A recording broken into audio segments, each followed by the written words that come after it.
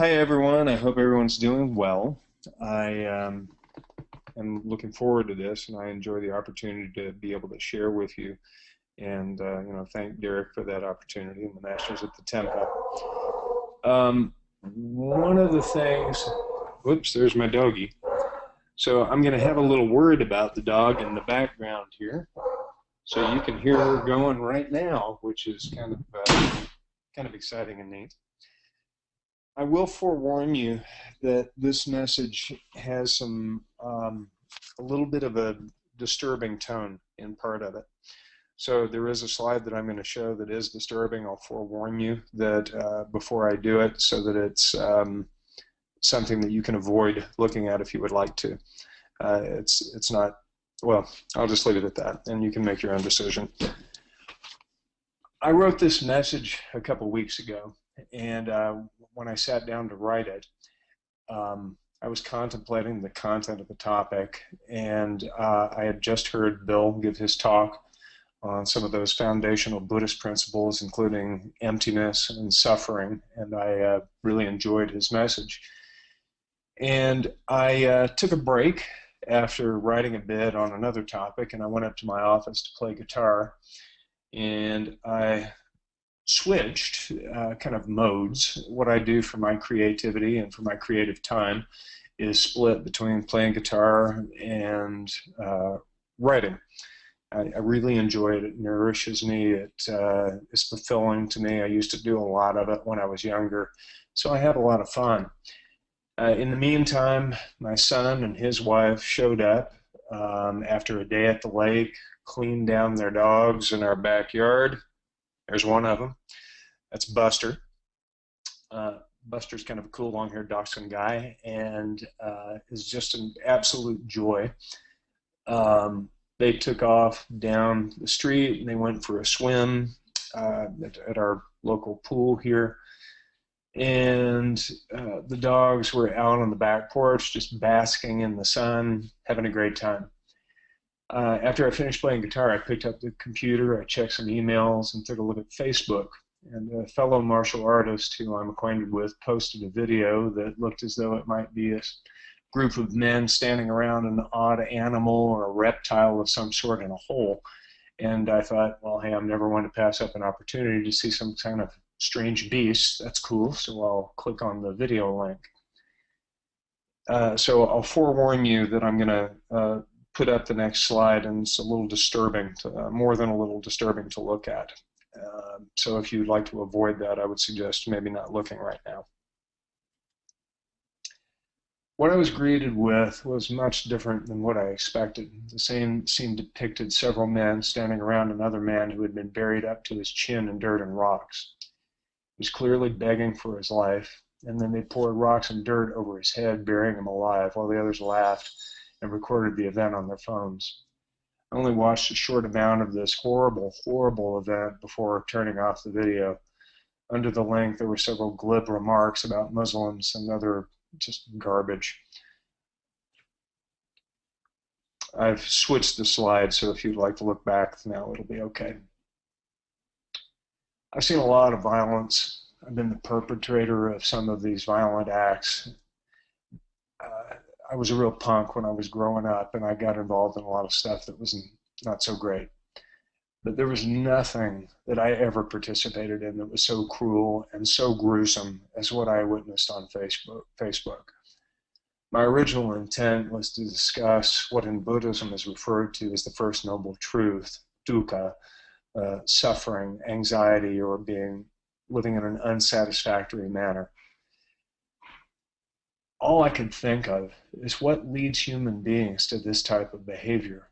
What in the world leads us to sensationalize these atrocities? And what in the world makes us avoid the stark reality of this horrifying pain by making callous and unconscious remarks? We in the West are so blessed. This slide that I have up, I took from outside my backyard. It was about 6 o'clock in the morning, and you see the beautiful sky, which we can share anywhere in the world. But none of us most of the time ever have to deal with something as horrid as what some others around the world must endure. So perhaps in this way, this abomination that invaded my day was well placed. As I reflected on the stark contrast between my day's activities and the gruesome scene that I witnessed on the social media, I began to think about my normal course of thought. And I began to think about desire and how I'm always wanting more. Why do I need a bigger house, a car with more horsepower, a different guitar, a different amp, sex, food, whatever? And how completely futile is this path of just accumulation, of wanting more and more and more and more? One of Sigmund Freud's final notes before the end of his life, and I'll read this, it's in French, and you'll have to forgive my horrible pronunciation. En attendant toujours quelque chose qui ne venait point. The translation is always wanting something which never came. And of course, in Freud's world, everything is sexual, but think about that for a minute. Isn't the issue that we're never really completely satisfied? We think we want something, and then when we get it, we just move on to the next object of desire, whatever that is. The object of desire can be an esoteric, religious, or philosophical principle, or it can be stuff. In the end, though, it's still dissatisfaction that drives the behavior in extreme cases, as referenced above, and minor actions that make us feel as though we just don't quite have it, whatever it is.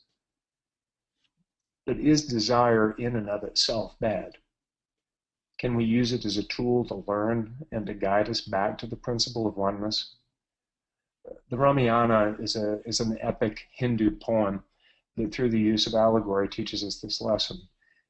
It's about a pair of lovers separated by demonic forces that represent the craving and clinging of human nature. In the end, the Monkey King, Hanuman, facilitates the reunion of the two, metaphorically representing the taming of the mind and the use of desire as a form of teaching that can lead us to harness the natural human urge and direct it in a manner whereby we're able to fully realize the true union of self and other, subject and object. The two lovers are human incarnations of the divine who are unaware that they're divine until they're awakened by their journey and ultimate enlightenment. So how can I learn from my own desire? It's probably not realistic to assume it's just going to go away. I don't act on urges these days. That's definitely progress. I used to. But I await the day when I can simply experience my life as it unfolds moment by moment without yearning for anything different than what exists in this moment. In tantric practice of Tibet and India, that's an example of this type of approach. We harness the energy of desire and use it to grow more mindful and merge the fragmented elements of self and other. So, in closing, I couldn't help but to voice my disgust over what I saw on Facebook. But in the end, it's the same manifestation of energy in an extreme circumstance. To get what they want, those who perpetrate such acts extinguish the life of others because they believe God sanctions their cause. They're convinced that they want what God wants. And some people are just mean SOBs. For today, all I know is that I take one more step toward improving my own small understanding of our world and how I fit in it. And so I hope you guys enjoyed that, and I hope you weren't disturbed by that image. Thank you.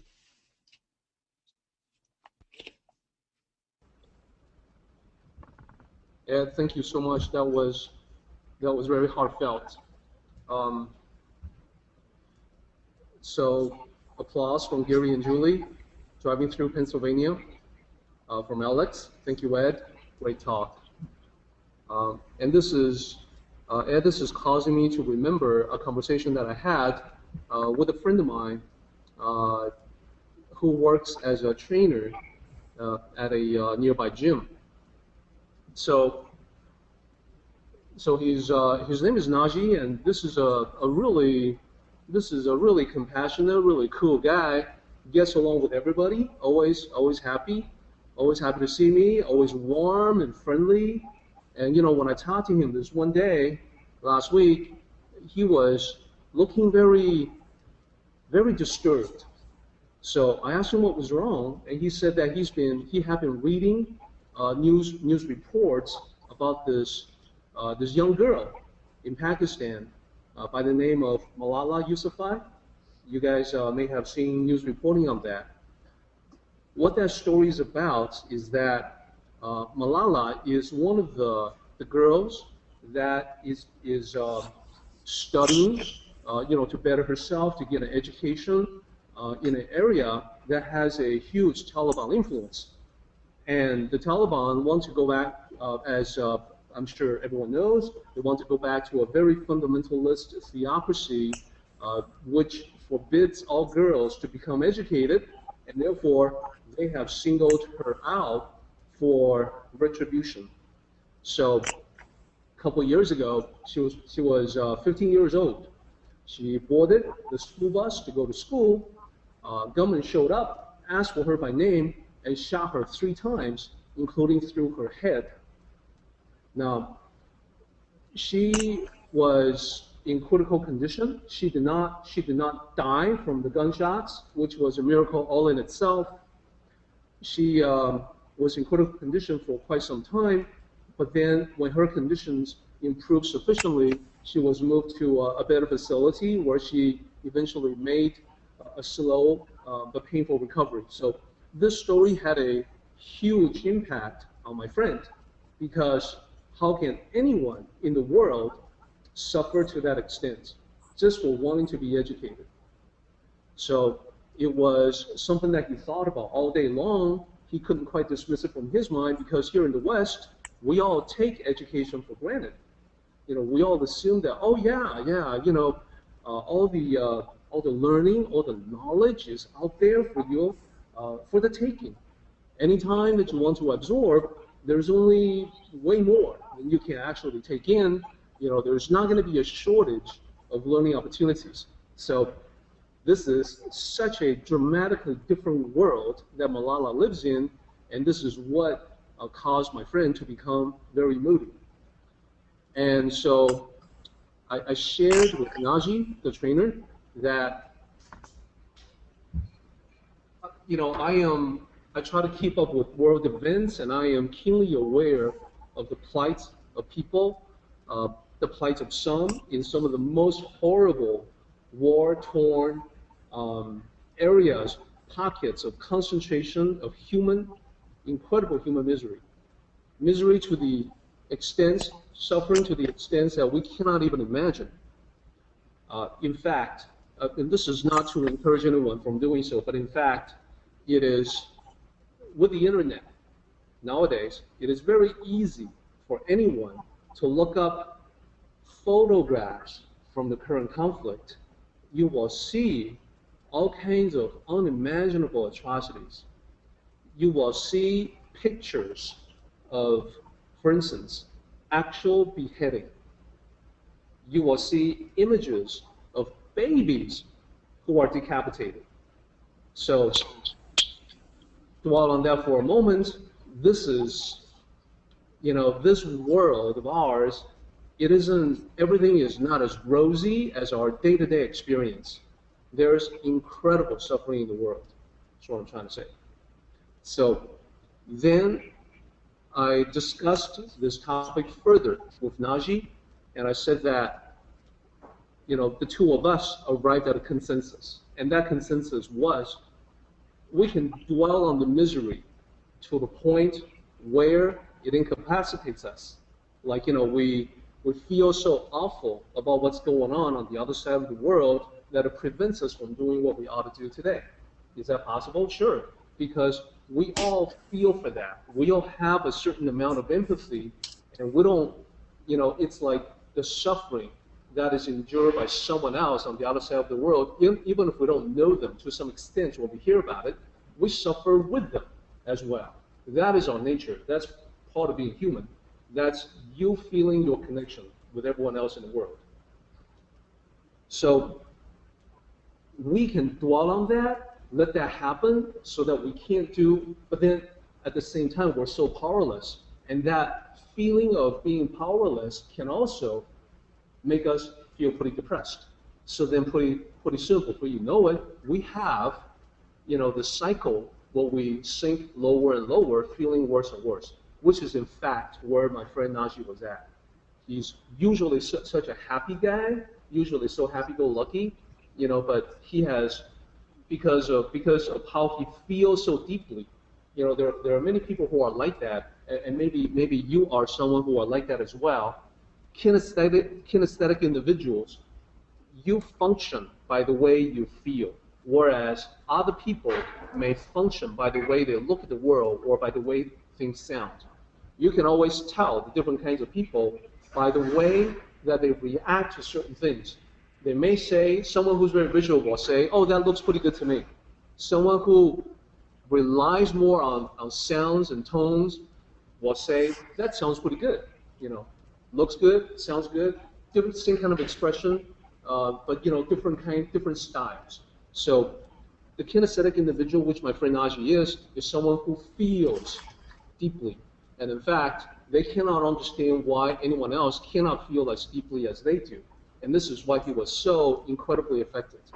So then the consensus that we had at the end of our conversation was that the best thing that we can possibly do, given the world is the way it is that we need to better ourselves. We need to present ourselves at our best in order to contribute at our best to the world. The better we can improve ourselves to the ideal where we ought to be, the more ability we have to help improve the lives of others. That's just the bottom line.